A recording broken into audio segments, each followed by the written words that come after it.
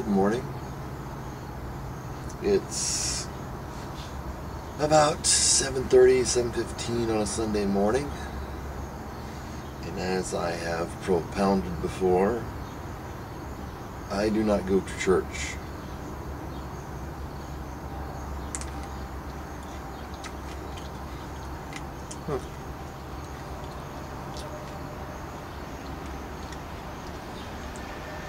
For good reason.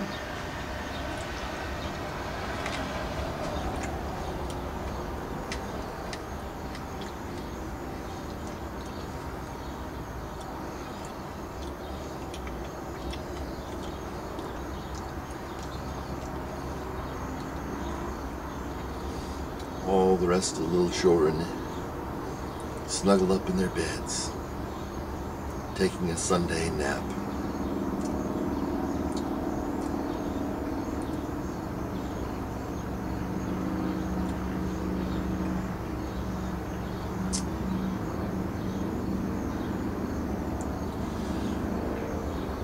But we preach Christ crucified, a stumbling block, a stumbling block to Jews, and to Greeks foolishness.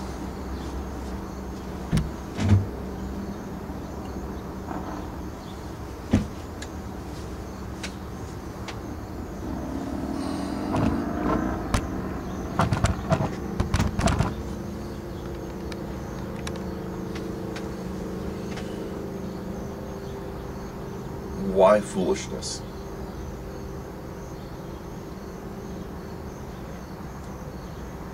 So why a stumbling block, and why the difference between the two? Why is it to Jews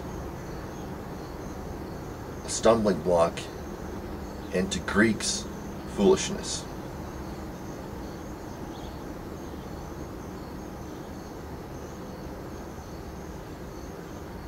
You can stop the video. Put your comments in the bottom, as long as they make sense and they're relevant.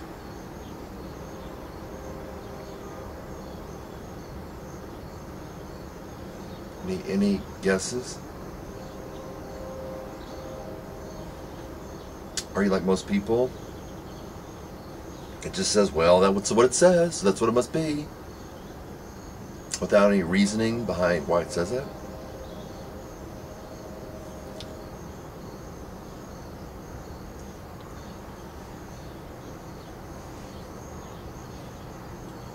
Sun's over in that direction.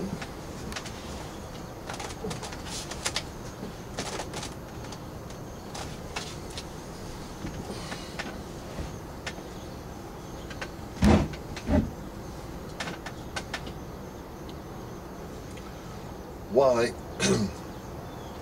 is it a stumbling block? Why is it a stumbling block to Jews and to Greeks foolishness?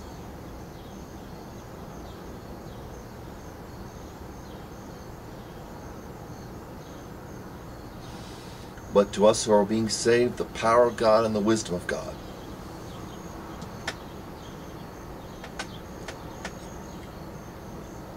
Do you just read the Bible, take it at face value? It says that I believe it, that settles it.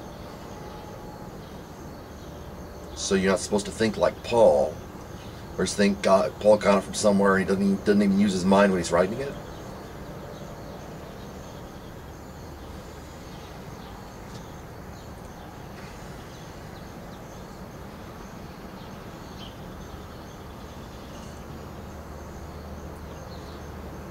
Jesus would say, it is written, a stone that makes them stumble and a rock that makes them fall.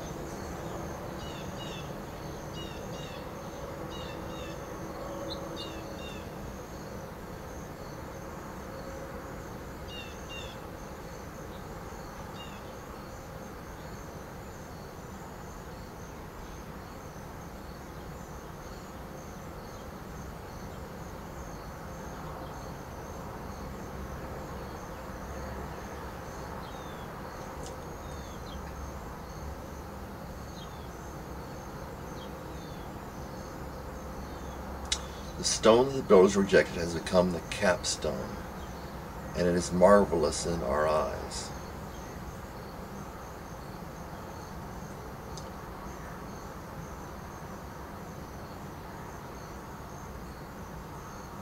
So, if it's a capstone of the Jewish religion, speaking metaphorically, then everything as a capstone is a top stone, where you got an arcade that comes together and meets the capstone, like that, which is formed like that. It holds everything together. It's kind of like you had the answer to your life. That's what God is saying about the Jews. Here I got the answer to your life, and you're rejecting it. And it's a stumbling block to you because you know it plugs right in to what you know about me.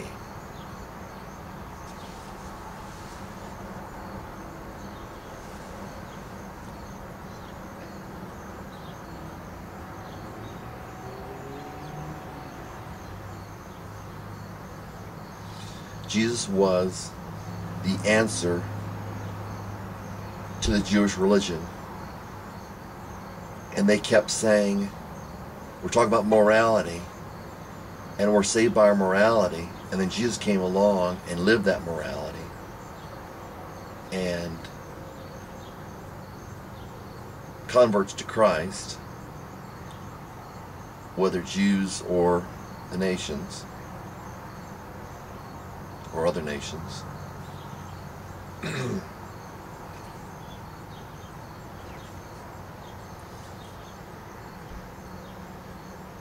we're living a life of forgiveness, whereas to the Greeks it was foolishness because they don't see themselves in a light of having to obey the law. But there was a law in Judaism spelled out clearly, which they said they held to. When Jesus came along with a testimony of you're not good enough, and I, by my good news, will make you good enough, that made them stumble.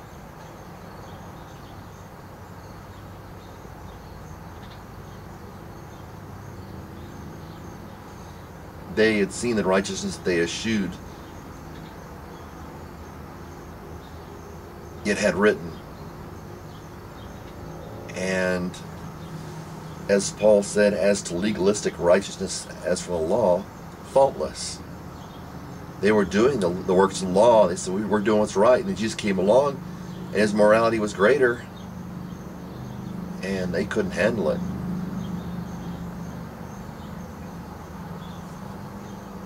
To Greeks, foolishness.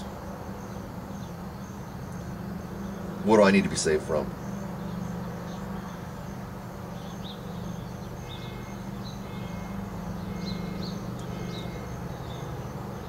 One of the basic tenets of a non-Judeo-Christian background, or non-Jewish or non-Christian background, is that we're fine as we are. What do I need to be saved from? That's not the kind of life. I don't see people living according to a moralistic code. People just live and get away with what they can. Nobody's good, so why hold out a standard of good? But the Jews knew God was good because of the laws he'd set up, and it became glaringly obvious in their eyes, lurid, when, in a sense, when Jesus came along. They knew he fulfilled the law. And it made them shudder that a man was taking over their country.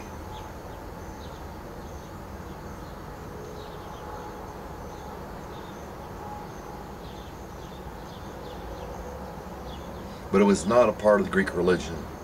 It's not a part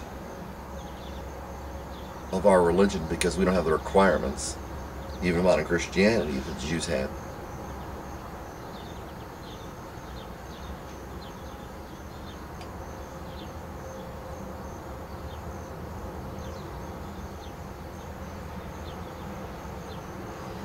Our righteousness is based off some self-subjectivity. As Paul talked about, a wild olive tree and engrafting of a cultivated olive tree.